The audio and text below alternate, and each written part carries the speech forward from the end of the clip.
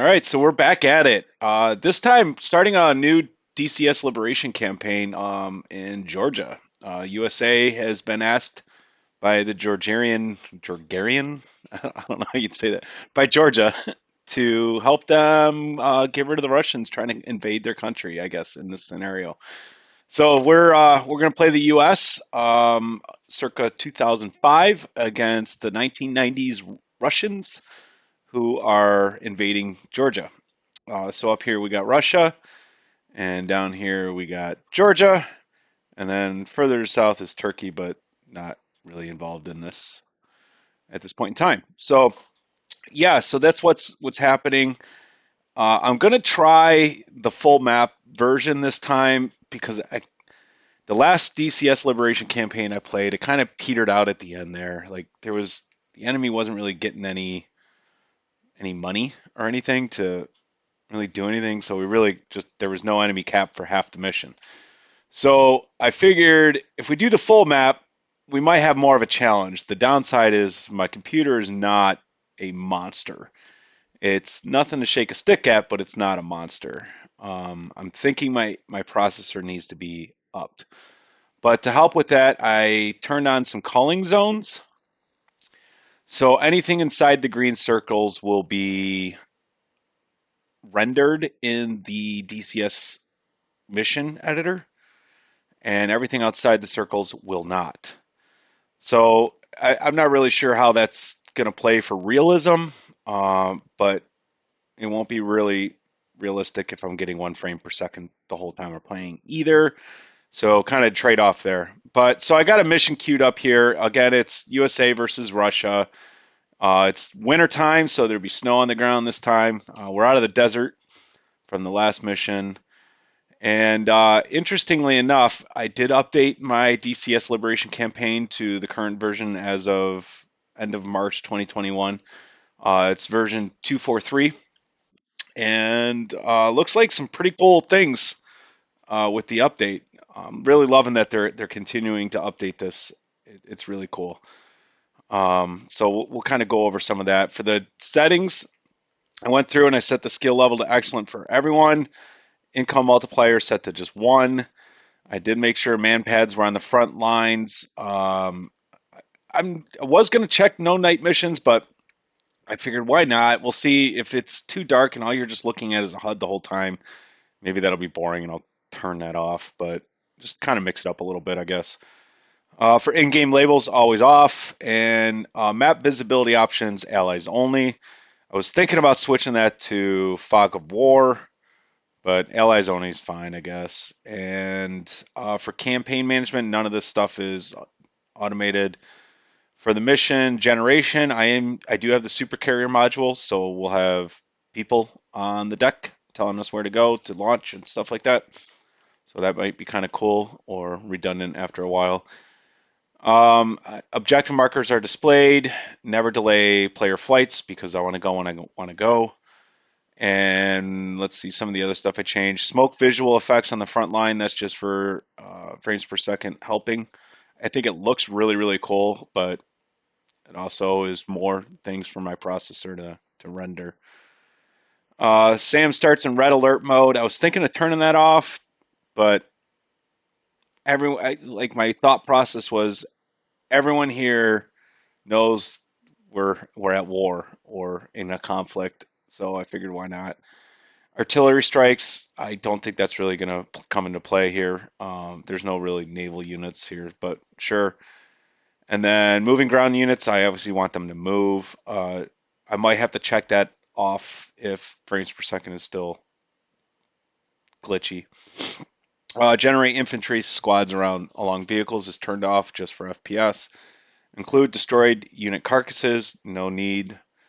Again, I think this would be really cool if I had a powerhouse of a computer, but good luck finding a graphics card right now anyway. So not updating anything. I got a 2070 RTX 2070, so it's not like terrible, but it's not the 3080 that I want right now. But whatever. And then this is where the green circles, and I set it to 70 miles. I might up that to 100 depending on performance. which is the default value. And that's really it. I didn't do anything with the cheats. Lewis, I got the Skynet IADs on there again.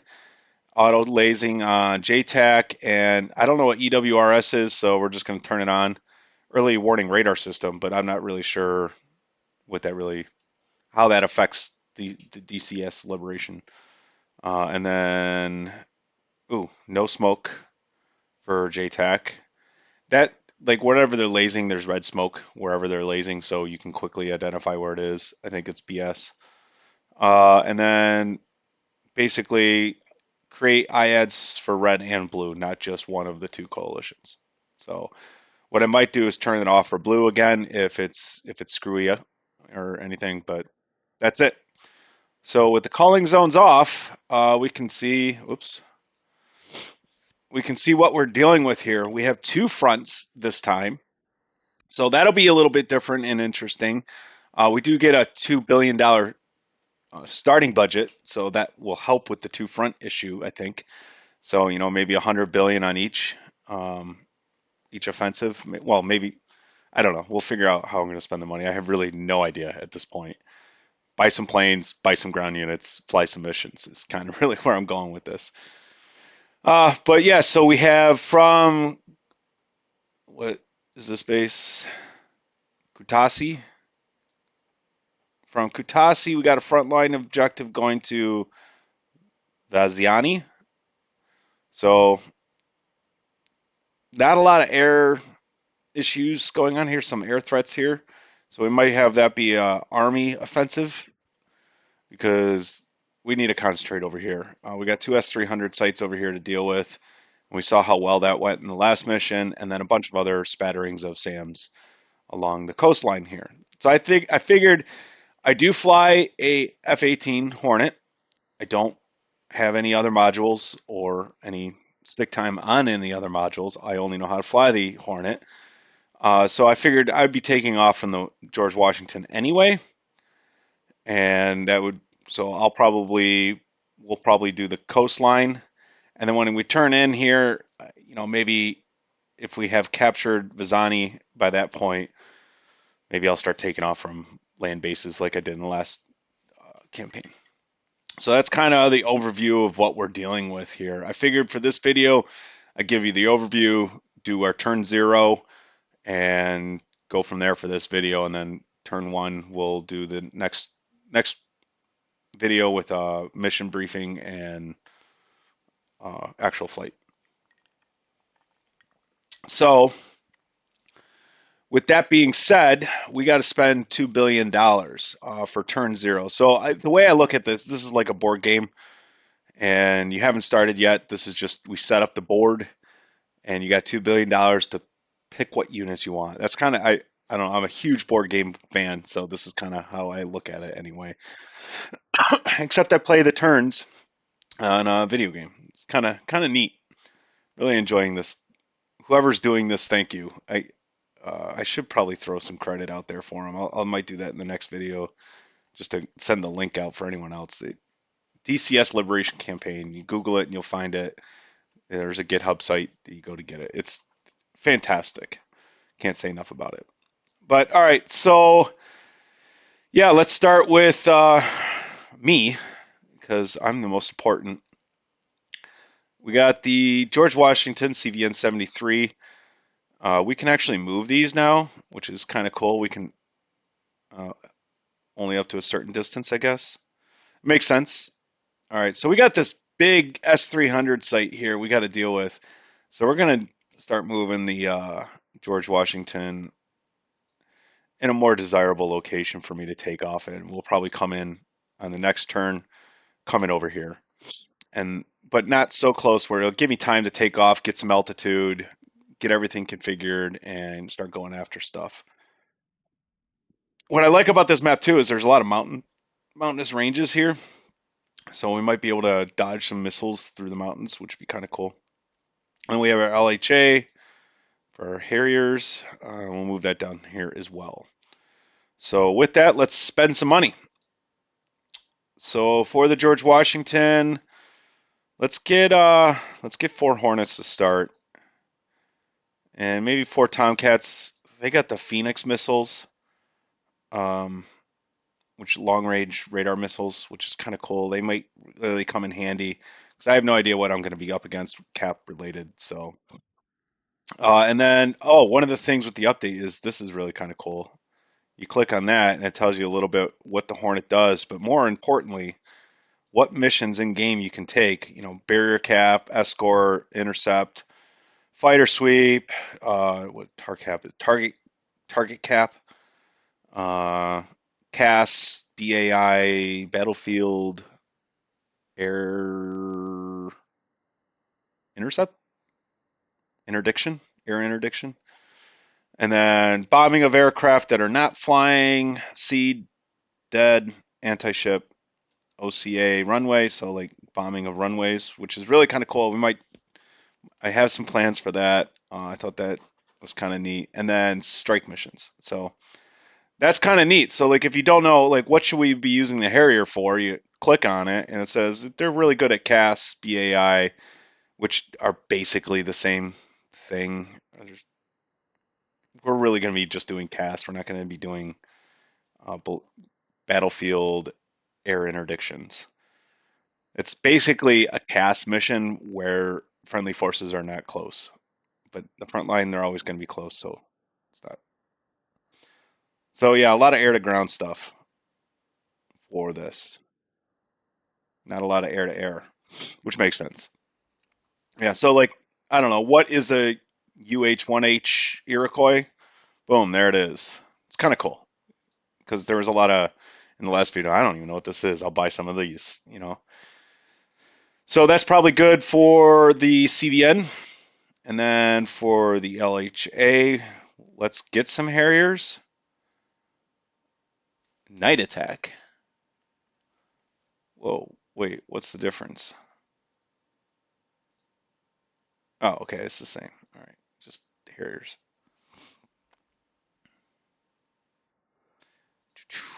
We'll just get two of them for now. I'm not sure where we're going to use them. Actually, we'll not get any right now. I don't know if we're going to use them because I want to spend most of my money on the ground forces because we have two front lines here. I don't want to spend too much on aircraft at this point. They no, no, we don't want that. I don't know what that's for. Okay. And then we have three bases ourselves. I can't read that. Kutasi, Kolki, and Kobaletti. I'm not sure which one we should use as our main base. Let's see. Probably I like Kobaletti because it's kind of away from everything, giving everybody time. Yeah, let's use Kobaletti. They got 42 aircraft hangars, 68. Oh, Kolki might be better. 58. Well, I say we use Kobaletti for now. All right, so definitely some A10s.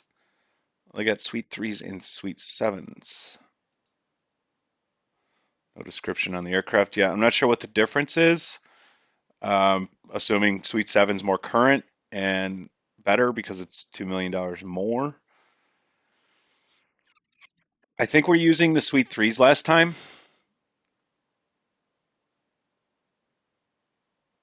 Hmm.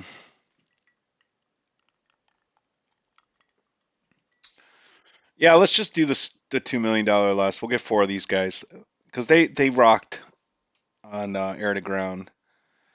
We got some helicopters, 30 million. Jeez. We'll hold off on the helicopters. We can get the Harriers here. Yeah, B-1 bombers and B-52 bombers. That's kind of cool. That's just sick. Really good. I was thinking at doing a runway strike with one of these guys, or even an OCA on aircraft with one of these guys, or even both runway. I maybe that's what we'll do. Let's make Tassi our bomber base. That'd be kind of cool. Holy cow, they're expensive. We'll get two of these and two B-52s. Now I'm not going to get the 117 because that's the stealth. I figure that's a little It might be too easy to use stealth to bomb stuff. We're gonna pretend like that's not available for us. All right, so we got some bombers there, 4 of them. So maybe we'll do some, what's the first base over here? I'm gonna murder these names. Babushara. Maybe we'll bomb them, that air base. That might be kind of cool. All right, so Katasi is our bomber base. Colboletti is our air to ground base. How about that? I guess. So we'll get some Strike Eagles too, I guess. 2 of them. And then what's a Viking? We're gonna hold off on that guy. He's cheap though. Probably not great. Well, he's cheap. Let's get. I'm not even gonna get the Strike Eagle. No, I'll use F-16s if I want to do that. I'll get the F-15C Eagle, the C model, but not the Strike Eagle. I think I'll have to look into that and see which one's better. And no helicopters because they just take forever to get to where they need to go. Um, so yeah, let's for air to ground or CAS base or whatever, CAS and strike missions. We got 4 of these A10s.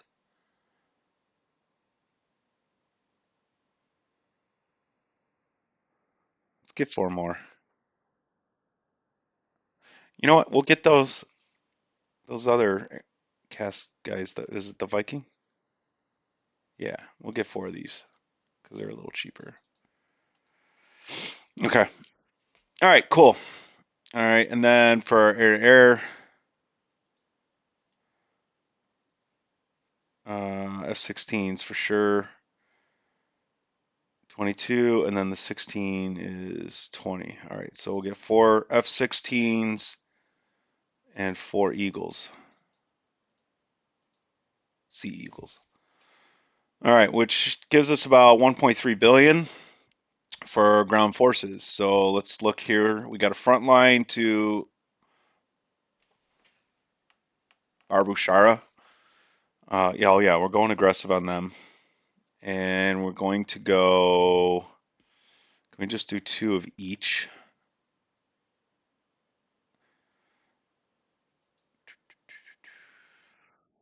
Oh, that's cool too. So this is a lot of what I didn't know. Okay, so that's anti-aircraft. So we don't need a lot of these. We'll get 1 of those, 2 Bradleys, 1 of these guys because they're massively expensive, 4 Abrams. So I'm not anti-tank. I think ATGM armored car. Yeah. Okay, so this still needs some work, but kind of cool. Sure, we'll get 2 of these, 2 of these, 2 of these, 2 of these, 2 of these, 2 of these, and we'll skip these. I think this is like a boat that can go, or a car, like amphibious car or something. Yeah. So yeah, I don't think we need any of those. I don't care about that. All right, that's it. There, we got less than a billion for the other front line. So we're gonna set this on aggressive as well, and probably do the same thing. 1 linebacker. Nope. 1 linebacker, 2 Bradleys, 1 MLRS, 4 Abrams, and then 2 of everything else. And that I figured will cover everything we need. So we got 600 million left. I want to dump the other 600 million in the front line that I think we're really going to need it, and I don't know at turn 0. Maybe get a couple more. Maybe yeah. Let's get another 2 Hornets for me to die in, I guess.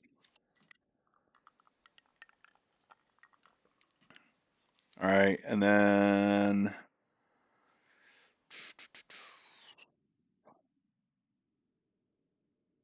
some more F-16s, I guess. All right, that's probably enough. All right, so 476 we're going to save into turn 1, kind of get more intel of what our opponent did during his turn 0, and more like so we can spend some money based on what we're facing. So we are going to get an extra 200, so we'll have 676 million to spend for turn 1. I think that's probably the safer bet. So pass turn, and here we go. What are you doing? I'm looking at the flight path off the map down here. Why? What are you doing?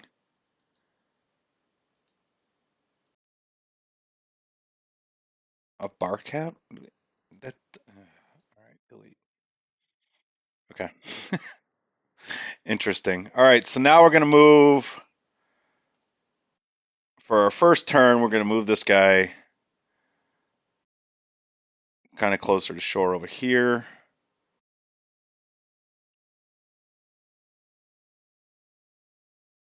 Move this guy over here. Actually, this should be in the other video, huh? Cancel move. Move. Let's get him there.